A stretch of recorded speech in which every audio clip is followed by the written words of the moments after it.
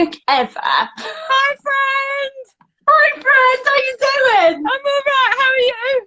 Oh, swell. I didn't think this was going to happen then. I was like, something funky's going No, on. it's because neither of us know how to use our phone. Yeah, I also don't think my Wi-Fi is ideal today. Hello, everybody. Hey, baby.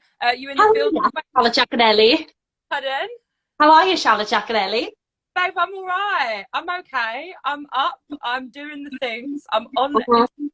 I never do lives. I don't do them. They make me. I feel. I get really. You're so good to them. Pardon? You're so good to them, babe. Yeah. Yeah, yeah. Yeah. So literally, I'm going to ask you lots of questions. That's going to seem really formal because we have a formal conversation. And All then right. you can them, and then that's it, babe. All right. Let's go with it. I hope that I can hear everything that you say because it's a bit. Oh, really? A bit like. No, it's right now.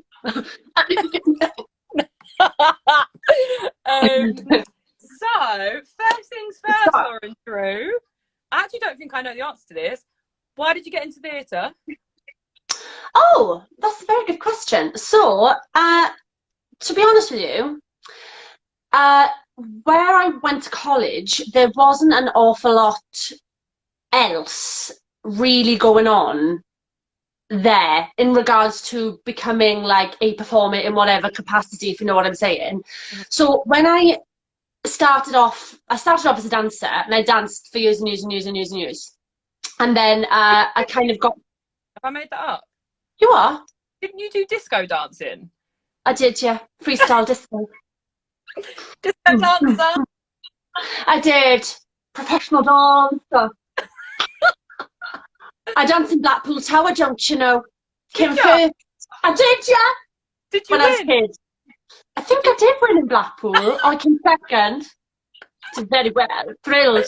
Every time I passed, I was like, dance there. Strictly comes on, dance in there. But I was like, this big. Started off as a dancer. Then I went to singing. I moved on to singing and loved that. And that kind of became the new like forte as it were. And then after that it kind of came part and parcel with acting, because then I realized, oh, I love acting, and then it was, oh, I can do all three at the same time. I was so unaware and had no idea like what the world like had to offer. No, that sounds quite deep, but all I knew was what was at my disposal, which was musical theatre, and that's all that really was available, and the knowledge around me was just musical theatre. And then I went to college and did loads of shows, and it kind of just became me then. And then you know what I mean? So that's kind of how I got into theatre. And do you know, I saw very, very few shows before I actually, oh, Bob Gross! Oh, I did Kinky Boots with Bob Gross. I actually seen very few shows before I went into musical theatre. Like when I was in Mountview training, I'd seen like 2, 3 professional shows before I trained. Really? Yeah, I hadn't seen I never had, because we didn't have a lot of money. We weren't like, and I've always come from a very like working class background, and in Wales, and my parents weren't very musical theatre like driven, so it wasn't ever really a thing. Like I very rarely went to trips with, like when I went to London on trips, it was like with school or like with like college. Mm-hmm. We always went on like country holidays, but we never went to London. It just wasn't a thing. So yeah, I went on trips with college to London to see, I think it was Hairspray in Greece. Was Hairspray the first tour? I think that was the first show I saw. I can't remember if it was Hairspray. I think it was Hairspray, and then I saw Grease. Yeah, so that Hairspray like 6 times when it was on. It was like my favourite thing to do, Hairspray, because that's the kind of life I led. The life I led. Is that a song? I think it is. It is now. Life I Words, but I don't think it's the tune. John Hates. So when you moved to London when you were how old? First time I ever went to London. No, I must have been. When did you move there? I'll move there. I was I 19 or 20? I think I was like coming to the end of being 19. I think I was 20 actually when I moved to London. I was a bit older. I was one of the older ones in my year group because there was like someone that like just turned 18. Not laundry drinking tea. It's actually coffee, Melissa. I'll have you know. But unless you make me one, you're the only person. I know. I know, and I once slurp it in front of Charlotte. Do you know what? I actually made it. I actually made the tea my coffee a couple of minutes before because I knew it would be too hot to drink, and I knew you'd have a go of me if I slurped it. So, for those of you that don't know, I cannot stand it when people slurp tea, and I am. It's okay to slurp her tea when it's really hot. Do you know what I mean? Yeah, but just don't fill it up as much. This is the debate we have every time. I know, but I like it. But I like it so much. I like it. Sam says every time it's like too full, Lauren, too full. Break the tea. That's a bit backstory of our relationship. But yes, where did you train when you moved to London? Where did you train? I trained at Mount View Academy of Theatre Arts, which was in Wood Green at the time, and is now in Peckham, I think. Oh, they've got a new building, haven't they? It's moved, yeah. So it was. Oh gosh, I'm so sorry. Everything's gone bonkers on my phone. I trained at Mount View on the 3-year musical theatre course from 2013 to 2016. That's when I graduated. 2016. And when you graduated, you went straight into Ghost, the musical. I did. I'm really impressed by my knowledge on your life right now. So please tell us about this. Tell you about Ghost. Okay. Ghost the musical was my first ever professional show. I actually met Sam there, which was probably the best thing about that for me. It was amazing because I got to cover Molly. And a really interesting fact is that I got offered, there was 2 productions of Ghost happening at the same time. One was UK and one was Asia tour. And I got offered the same track in town. Same track on the UK tour and the same track in the Asia tour. 2 completely different casting teams. And they offered me the same track. So I was like, that's really cool. So I kind of had to like assess it, and then I chose the UK because I felt like it was the better option. People would get to see it, blah, blah, blah, blah, blah. So that was really great. And I actually learned a lot about the industry. Which I think going into a job like that, because there was this massive thing, it didn't have the stereotypical kind of like take on Ghost. It didn't have the illusions. It was very stripped back. Yeah. And you know, it wasn't necessarily everyone's cup of tea, but it was still a really great thing to do because I kind of had to work that little bit harder. Yeah. And then I ended up, pardon? You got to adapt to that. Yeah, exactly. And then on the very first day of rehearsal, I got approached and was basically told that I was a swing. And I was like, come again? So at that point, I'm just like twitching inside. And then I became like the swing, the female swing of the show. I think pretty much we all were that, really. But it was hard. Yeah, it was hard, but I loved it. I really did enjoy because it kept it fresh and new and exciting. So I did love that part of it. And I got to meet Sam. And I also had to do it with Simbi, my best mate. So that was really cool. Yeah! So, living your best life on the Ghost tour, and you went straight from Ghost into Kinky boots in town. I did, yeah. That was bonkers. Who doesn't like to have a break? So she went straight from Ghost to and I was, the thing is, back then, I was just like, yeah, ready to go. Whereas now, the older I'm getting, I'm like decrepit and I can feel myself just like glowing. But I got into, gone to Kinky Boots, first West End job, and I was just like, dream like come true. I've made friends for life on that job. It was just Bob Gross actually that just spoken here was I met on Kinky Boots, met Dale Evans, I met Joe, like so many different people I've met on that job. It was an amazing like proper family. It's a shame that closed really, but yeah, that was a really weird transition because it was a completely different world. Like you had Ghost, which was pretty like stripped back and quite what's the word I'm trying to look for? Sam's at the door. Hello, Sam. Wanna come say hello to the Insta Live? No, he doesn't. That's what I thought. I'll remember the moment. Yeah, he won't come. He just wants to try and put me off, and I'll call you out, I will. It's very different world. It was like, because it was a machine, and it was very like, it knew what it was, if you know what I'm saying. It was like, stand on this, do this. Touring productions to town are always different anyway, because like tour, you've got a production that's ready to kind of go in the back of the van and theatre, and it's like ever changing. And then if you jump into like a machine like Kinky Boots, where it's big and it's just a recreation of what's already there, it's like a different yeah, totally. And so you finished in Kinky Boots, and then you met your favourite in the world. I did, yeah. Yeah. So then you entered the world of Heathers. I did. And how was that experience? Okay, so that experience was the bestest because I met you on it. I thought so. Yeah, I thought so. Yeah. Cha-ching.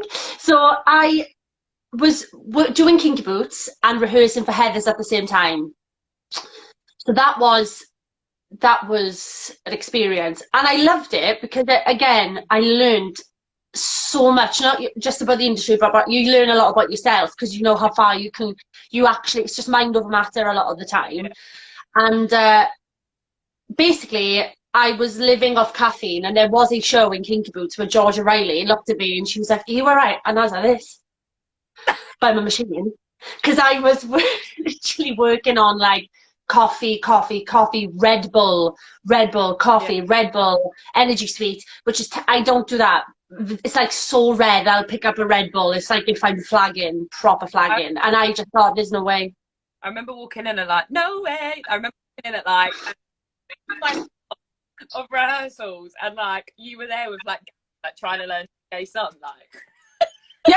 Yeah, because what I was doing, I was getting back from Kinky Boots at like, 11 o'clock at night, because it would take me a while to get back and get out my wig or whatever, my mullet, as I had. Mullet. So I'd get back about 11 o'clock, and then I'd have everyone in Heathers, and probably like you, Liv, Sophie, Geordie, all sending me videos of what you'd learned in the day that I'd missed if I had a matinee. So then I was learning what I'd missed after the show, and then I was coming in like a bit early sometimes to go through things. So then Gary Lloyd was like, "Okay, so let me like run through stuff with you," and I was like, "It's okay, I know it," because I was like, I felt like I had something to prove, because I didn't want them to feel like I was taking the mick. So I was like, I wanted to be like really prepared. Then what happened was he went, "Was so impressed with you. We want you to be dance captain." And I was like, "You want me to do more?" And I was just like, how do I politely decline? Only because I was just like, I just don't know. And I'd never done it before. So I was kind of just like, "Oh no, give it to somebody else. Like, I don't want to do it." And then he was like, "Look, you can do it. Like, I'll help you through things if you need it." And I just went, "Okay, fine." And then that happened, which was really difficult actually, because I got made dance captain after I'd already kind of established my like ensemble role with everyone and like my dynamic within the company. So it's always like a really difficult transition if you've made that kind of relationship with everyone, and then all of a sudden you've got to tell people what to do. Yeah. Do you know what I mean? So had I like started off that way, maybe it would have been a little bit easier, but like the circumstances just didn't allow that. It was just, you know what it was like? We only had like 3 weeks rehearsal. Yeah, we literally had 2 weeks and a week of tech, and we were open, I think, by that Saturday or something like that. It was like next level. Yeah, exactly. So it was, yeah, that was pretty bonkers. And then obviously met friends for life, bestie mate. Can you believe it? And then the best thing about it was that we went and did another job together. I know! I was like, you just can't get enough of me. And we lived up the road from each other, 5 minutes. And then you left. But like, no. I remember being so sad at the end of Heathers, and I was like, I'm not going to have someone to commute with anymore. What am I going to do? I'm going to have to work and I won't have Lauren. I know. Thank you, sweet charity. Charity. And then we had to chat, and you just continued with your favourite person. Yeah. And how did you find Sweet charity? Yeah. Do you know what I loved? Thing is, what I really love is keeping things quite fresh. And what I mean by that is, like, I don't like sitting in something for too long. I don't like doing that generally as a human anyway. I like to do other things which is partly why Ghost being a swing worked really well, because I was in the ensemble and I got to do new things, and it was kind of like chucking new things in, and I was like, oh, that's exciting. Yeah. So Sweet Charity was really great because it was quite a short contract, A. Secondly, I mean, like, Donma. Yeah. Do you remember that day when we both spoke about it? I was like, can you believe this is happening? It was just like absolute bucket list. Like, I was just thrilled. So absolutely chuffed that that's even on my CV to say I've worked at the Donma. And then what was really cool, obviously we didn't have covers in Sweet Charity, which was really scary and quite stressful for all of us. But at the same time, I did go on for the cop. I went on as Ursula. There's only one person I know that will not cover roles and plays them anyway. It's Lauren Drew. Yeah, basically I don't cover them or get paid to do them, but I just do them anyway. Like, you managed to get to do that though. Like, and I remember because I remember like told, they were like, if anyone goes off, the show's just cancelled. And then like went off and they're like, who's doing it then? Yeah. Yeah, and I just went, Lauren, do you know it? And I was like, the annoying thing is, I'm like, I probably do, only because you're exactly the same. You listen to something over and over again and you absorb it. Yeah, it is though, when you're on stage 8 times a week, hearing this stuff over and over again, like, as performers, your brain just digests. Like, likely you could probably go in and do any track, but what's quite funny is, I think when you're in it, you could, and like now, if someone asked me to go back and do it, I'm like, what's the other? Oh, not a clue. I was thinking ahead of the other day and I was like, did I ever do that show? Oh, that's a funny story. So you know how we were meant to do 6 and then obviously, you know, and now not. But we went back to rehearse, obviously, the show. Yeah. And I stand up and I'm speaking through these lines and I was like, I don't have a single clue what is happening, who's supposed to be speaking, what harmony I sing. Did I ever do this show ever? Isn't that crazy? But and I'm just like, because you have like a part of your brain that you're storing in, and then when you don't need it anymore, it's just like, it's just gone. But like, it's just completely new. Yeah, it's just, I don't actually know where that information is in there somewhere. But like, it was when we started doing, like, whenever I started doing workshops, the first lockdown, and I'm like, do I remember? Like, and I literally had to sit and rewatch videos. I remember sat there watching Dead Gay. Oh my god, I completely forgot. This is when we go bootlegs. Thank you. Yeah, literally. Oh my gosh, I know. And I'm like, I want to be able to teach you this routine. However, I don't know it. Ghost, I tried to do a Ghost one, and I was just like, I messaged pretty much every cast member of Ghost to be like, what was it? And you know, you kind of think you know what it is, but I'm just like, oh, not a clue. It's crazy. But then after, I honestly adored Sweet Charity though for what it was, and the experience and the creative process of it. And I mean, so working with Wayne McGregor, just for a bit of insight, Wayne McGregor like choreographs the duels in the Harry Potter films, right? So we were just like, this is mental, especially for all you HP fans. We went to the audition. I started the audition. And the room was filled with about 40 people, and it was me, Sophie Isaacs, Chris Chung, and you from Headers. And we walk into this room, and it's this big white room in Stratford, and all of a sudden this music starts playing. He's got his assistant Layla with him, and there's no speaking at all, really. It's just the odd like, and so we were just right, and then we'd watch and we were like, just, you could see everyone like really confused, looking at each other thinking, what is happening? And then he would go, I'll do something else. And then we started to slowly realise that we were meant to be copying him.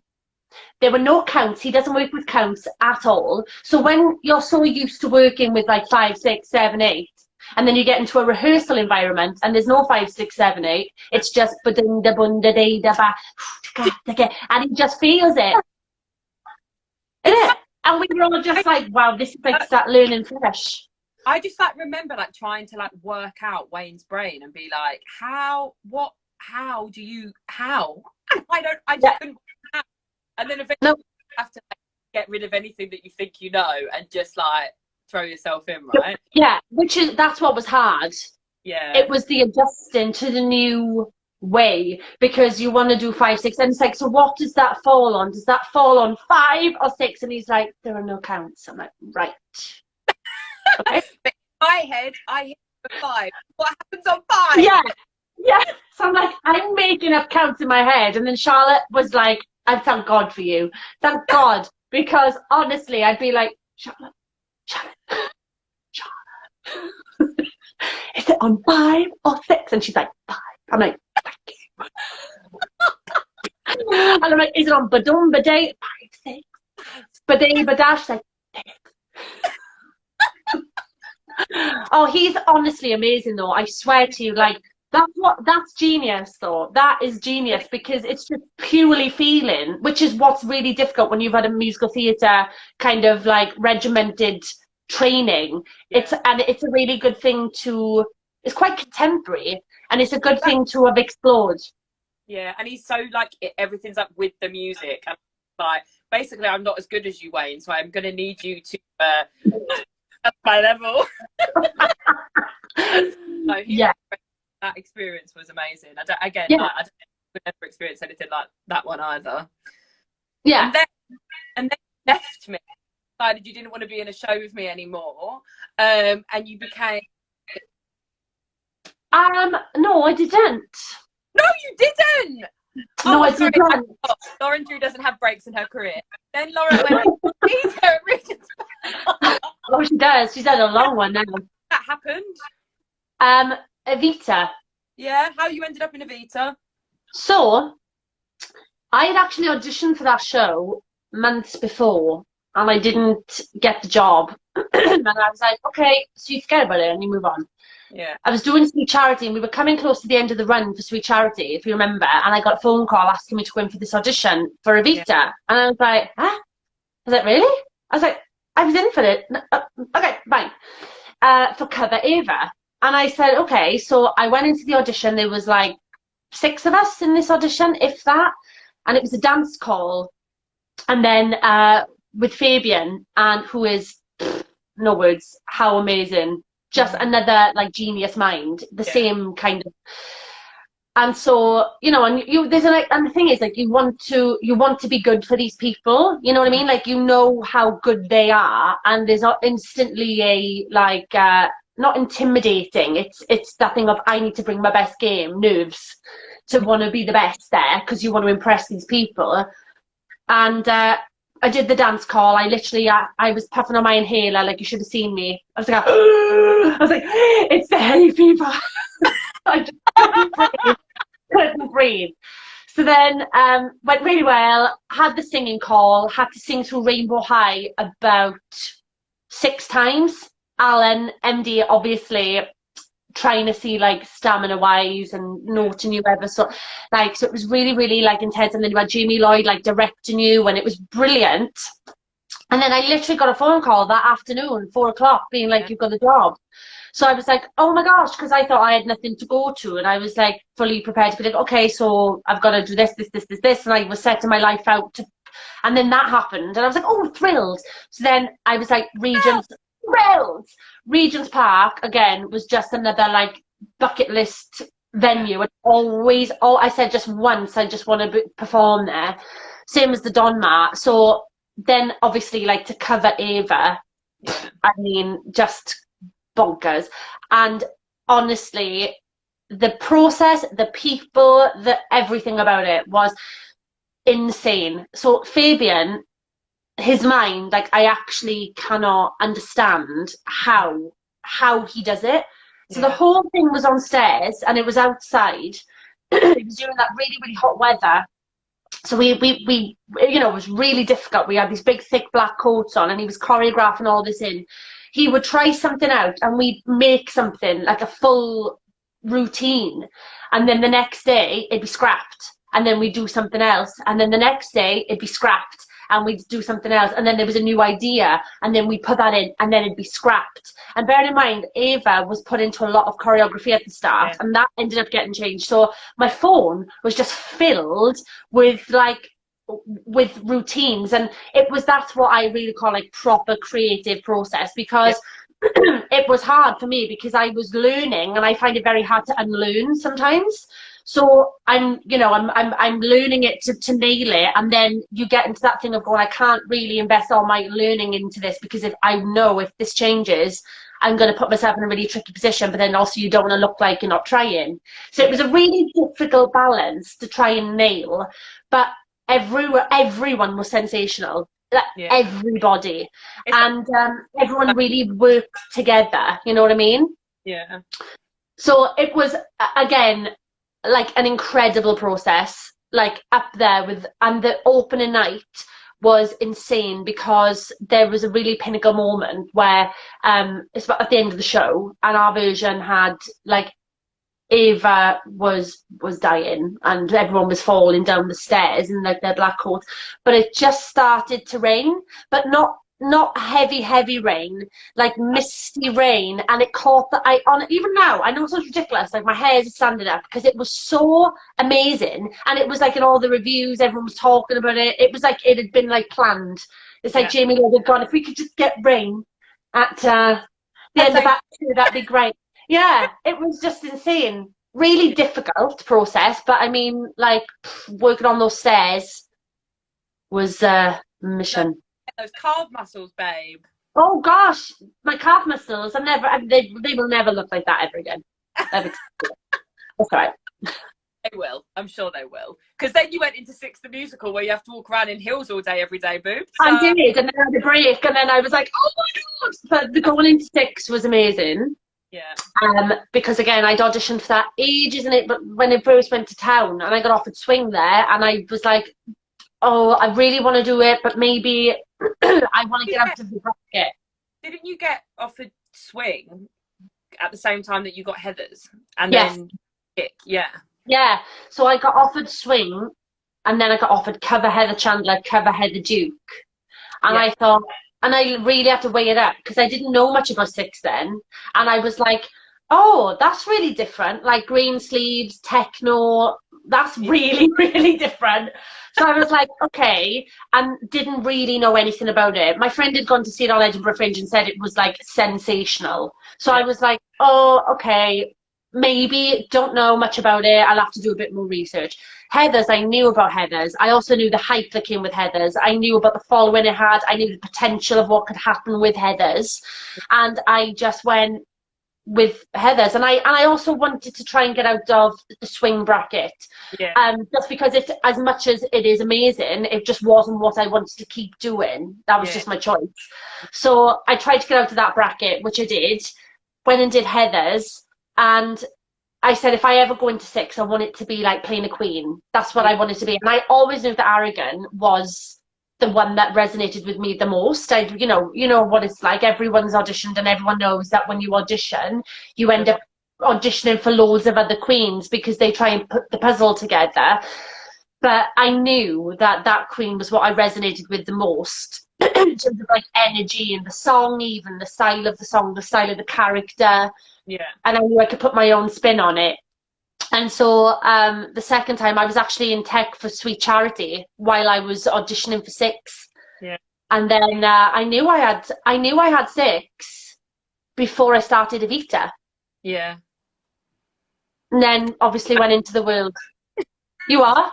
Because she doesn't like to have a break. Well, she does. But it's like, that's the thing. Do you know what? I was talking about this last night. I've been so lucky, and I've honestly, but it kind of is. It's about being in the right place and available, and it is a bit about luck and like where you fall. And I think, I am so fortunate to have been working. Like, as I have done, and quite consistently, and I know that. However, it is knackering, and it got to a point, yeah, like I was absolutely exhausted. And this, with Corona, this is the first break, honestly, that I've had, like, a proper break since 2013, because I was in training for 3 years before that. So it's been a long time. Like, like, not even just to like I'm not even being biased, but you are like one of the most hardworking people that I know, like, full stop. So like, you, like, I guess, like, right place, but like, you have to be hardworking to have talent to be, right? So like, you don't have to say that because I'm talking about you. And to be honest with you, Sam just walked past the thing. I was like, and all I could hear was like him singing. And now he's here. Hello. Hello. You done? Nearly. Hello, Charlotte. No, this is everybody. Oh right, I thought it was just Charlotte. No, we got 100 people on. Oh, well, yeah, is that you and Charlotte still talking? Yeah. Like, hey, Sam. I'm like, no. I'm having a chat with my friends. I'm like going to London. He's starving. Yeah. I'm Time sorry. to go. It's like he doesn't know how to put a frying pan on the whole place. No. Coming to ask what you would like for lunch. I'd like eggs and a bagel, please. Bit difficult. What's he making? You are? What's he making for me? What are you making for Charlotte? What would you like, dear? What would you like, dear? Oh, well, I'll have bacon and a hash brown in a bagel, please. In a bagel? Bagel, I forgot about bagel. You need to calm down. In a bagel. So that'd be lovely. I'll be done in about 10 minutes. 10 minutes. I think. We'll see. Yeah, I'll be done. No, I'll be done really soon. Thank you, darling. All right, I won't be long. Bye then. Oh, bless his heart. Well, now I've finished complimenting you. But basically, like, the last is, actually, no, I've got two things. Lockdown happened. Lockdown happened. Sorry, it's because there's noise and it's cutting out. Can you say that again? So, like, when lockdown happened, like, what was life? How have you coped with life? Oh, so lockdown happened. We were in Wolverhampton with 6, and we kind of had the inkling with, like, Anne Juliet had closed in town, and I was like, this is looking really bad. And I was starting to get a bit nervy because I was like, well, you know, stage door, stage door is a massive part of 6, as it was Heather's. And so I started to get a bit nervous and thinking, well, people come from everywhere to see the show. I had been mixing with lots of different people. Is this safe? Like, you know, it got to a bit of a weird place, and I was just like, maybe stage door should stop. I don't know, like, maybe we can carry the show on if that stops. And we were trying, you know, and then all of a sudden, yeah, everything just stopped. I was in the flat in London at the time, in our lovely little flat that I now don't live in anymore, but it's all right. One day. And then I just went, okay, well, I've got to now try and make the best out of a really bad situation. So what can we do? So me and Sam, the first thing I did was I did like a massive like clutter removal of like things I didn't need, because I was like, okay, let's just do that, because I, you know, like, need something to do. Clean all the cupboards out, yeah, the drawers out, like the whole everything.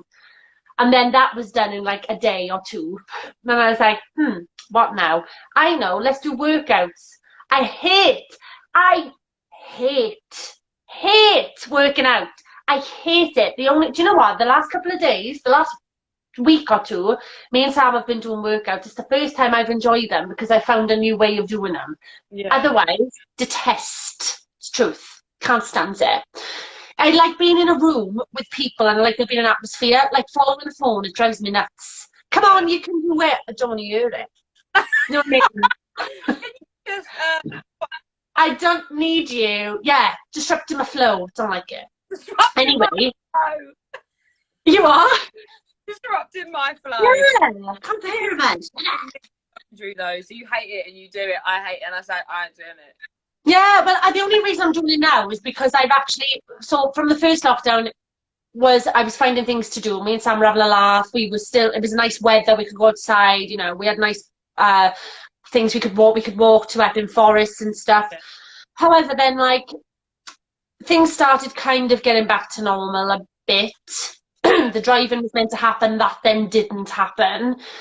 And you plan your life, you know, for these things, because then you did, because it was like, oh, there's the light, great. And then you get another email saying we all now need to go on this Zoom call. I was like, it's not going to happen. Because Live Nation had pulled out because it was just too risky. There were so many different places going into lockdown all over the country. And then back to square one. And that's when we kind of just went, you know what, like, we have no income. Yeah. We have no job. Yeah. I was waiting for something to happen. So I didn't get a Tesco job. And I was also really concerned because I knew that sometime I'd have to go and mix with my parents, because I knew I couldn't stay in London. And I was like, well, I can't go and work in a supermarket where I'm around lots of people and go back to my vulnerable family. So it's really stressful. Like, it's been for everybody, because you can't, you know, I did loads of workshops, loads and loads of workshops, which I love doing. And I want to start doing them again, you know, because I do adore teaching. But then it got, you know, everyone was doing it. And then it became, oh, okay, well, you're not getting as many workshops, or you're teaching the same thing, and it just got a little bit difficult.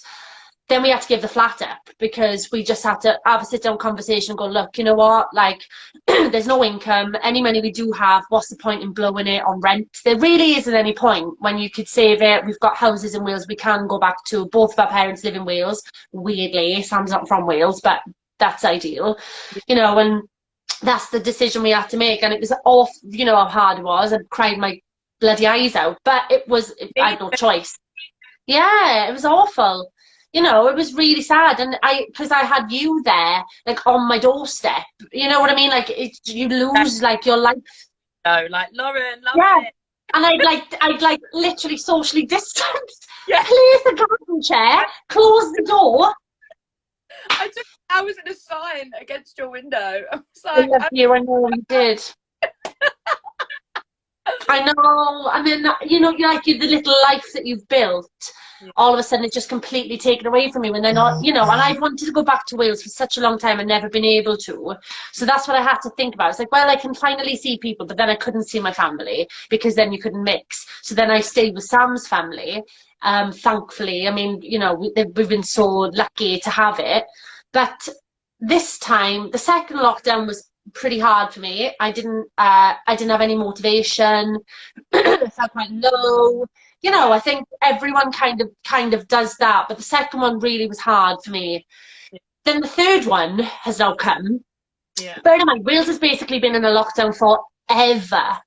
Like, it just has been. For you guys, it's almost a bit harder, because you're constantly being, like, teased a little bit, you know what I mean? Whereas we have just, like, accepted this is what it is, and it's been like this pretty much the whole time. But now, you know, I've had quite a lot going on. Like, The Voice happened, and I was like, did The Voice! That happened. From The Voice? I can't believe it. I got my first text message saying, oh, what, Lauren drew from The Voice? And I was like, that killed me off. Me too. I died. I was like, this is so funny. She's now Lauren Drew from The Voice. Oh my God. And you were sensational. Do you know, I was so nervous, right? I gotta say, I was so nervous, because the thing is, like, you wait around and, like, you try to keep your voice warm, and you're trying to, like, and you're just waiting to find out what's going on, and all of a sudden you said, oh! But you're doing that for hours, and then you chucked on, and you know, it was just before I went on, and I went, I haven't got it. I haven't got it. And I was just like, I'm going to have to just, like, it is what it is. So before I went on, had my little interview thing, and I just went, that's it. And they went, go. And I was like, okay, just give me a minute. And I literally just got to the floor, and I had a little sip of water, and I was like, and I just went, and I was like, this is happening. This is happening. In your audition, right, it's like you walk out, and you walk out as Lauren, and, like, it is you, and you stand in your spot, and then as the music starts, you, like, perform a thing, and you're like, bam. I'm like, and I swear to God, I've replayed that moment so much. I'm like, you get into character. Yeah, this is. Come on. absolutely. Because do you know what? And this is the God honest truth. That's exactly what I did. Yeah. That's exactly what I did. Because I went, if you feel like you're not 100% there, the thing is, with those situations, you never are 100%. You just never are. So you're always going to feel like your nerves are going to be high, your breath is going to be all over the place. And I literally just had to go, and I saw all these faces on these screens, which are lit up and really bright. And it's a really weird thing because there's no audience. You know what I mean? So you're literally just like, Can you hear them? Like the audience? you can hear bits, like you can hear bits at the end, but most of it is like you just see them, and it's like, whoa, this is bonkers. So I went for it, and I was just like, Will turned round, and I was like, oh my god. Anne-Marie turned around, I was like, oh my god. Big moment happened. Ollie turned around, I was like, oh my god. And I just was like, okay, come on, Welshie, come on, Tom, come on, boy. We need a Welsh. I need my Welsh boy to turn round. And then he turned round, and I thought, oh my god. It was the most surreal experience being stood there, because, you know, you've got all these like people that you just see on TV kind of talking at you and telling you how good you are, and you're like, thank you. You can't like take it in. And then you've got to pick one of them, which is awkward, right? Because you're basically being like, bye-bye. I genuinely was like, because I actually said, I was like, you know what, like, I should have thought about this, but I just never, I said to myself, whatever happens, happens, and I will just know. If anyone turns, and there's more than one person that turns, I'll just make the decision. And then I just went, oh my God, why didn't I think it through? Like, because it's Anne-Marie's first year, you're the first ever person on Anne-Marie's team. Like, yeah. And I was like, and then they told me I was like the first 4-chair turn of the series, and I was like, what? Yeah, I was like, really? I was absolutely chuffed. I really was. And you know, I was trying to make my decision, and all of them had so many lovely things to say, and I was just like, woman, female, not far from my age, background in musical theatre, brand new on the show, absolutely love her music. Yeah. And I was just like, she's the one she's the one I'm gonna go with. It was just a real split decision, because any one of them would have been amazing. Yeah. And I think it really was the right decision. So like, yeah, very exciting. Bring on the battles. Well, I can't wait to see what happens next.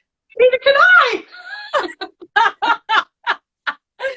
I wonder. We shall see. I'm literally like, no, it is super exciting, and also it gives you like a focus. It gives you like that you're which has been my saving grace this lockdown, because it's also given me drive to do other things. Yeah. So like I've had a microphone, and I had it all the way through the second lockdown, and I just had no drive to want to record anything, to sing, and I just had nothing, and I felt so like just deflated. Yeah. And this lockdown is really different. I'm like, I want to wake up, I want to go do things, I want to go for a walk, I want to get on my microphone, I want to record things, I want to work out. I'm like, who have I become? Yeah. And I'm also eating like significantly less meat. I'm like, I have completely changed as an individual. Because, yeah. Or just eating less of it? But not even choice. It's like, I'm a meat. I've always really loved meat, but there's just something at the moment that I'm really starting to think about it. And like, I'm just not feeling it. Fair. I know, which is really like bonkers, because I mean, I really, really, really love meat, but at the moment, I'm just like, I don't want it at all. Listen to your body, baby. Listen to your body, baby. So basically, that's just like that was minutes of Lauren's life, but here we are. Sam's literally out there malnourished and starving. I hope I go up there to eggs and bagels. You are? Send my bagel in the post. Bye. Sorry, everyone. Can you just say that one more time? He can send my bagel in the post. Bagel? Listen, this is a debate that is to be had, but you have bagel, and it's a bagel, and that's what it's called. Bagel. Bagel. Tomato, tomato, bagel. It's all the same, That's isn't my it? favourite thing ever. It's like you're about to say Bible. Bagel. Bagel. Like, imagine it's spelled Bagel. I like a Bible and a seagull. Bagel. A Bible and a seagull. Yeah, bagel. Bagel. That's what I do to Sam. I'll just be chanting bagel. Come on, bagel. Honestly, Google its origin. You'll find that I'm saying it correctly. You are probably. I mean, like, Charlotte, thing is, like, if you're saying something and I'm saying something, majority of the time it's you that's right. So I just accept that as fact now. Right, to the point. You go, yeah, so too. I just do that, yeah. It's just not worth the hassle. I just go, yeah. I'm just like, no, I totally agree. You are right a lot of the time. But people do not agree with you in the comments. What do you mean? I'm reading them, and they are saying they're disowning you. It's wrong. You know what? Stop talking. You're wrong. So I think I'm just going to have to let you all know you're incorrect. And that later on I will post a video on the Wikipedia page explaining why. All right. And you know what? You will and all. You will and all. Thank you for coming on to tell me about your life. And it's been nice to see you on camera because, you know. It's been lovely to see you on camera too. I'm sure I'll see you on The Voice soon. Battles! Is that what the tune is? This is The Voice. That's the tune. It's actually my voice that does it. Yeah. Hilarious. Okay, baby, thank you so much. I love you so much. Guys, thank you all for joining and listening about my life. Yeah, guys, thanks for tuning in. Catch Lauren in the West End when it reads. It's 2030. See you in 25 years. Yeah. I love you. Thank you. I love you so much. Have a good day. Have a good day, everybody. Bye. Bye.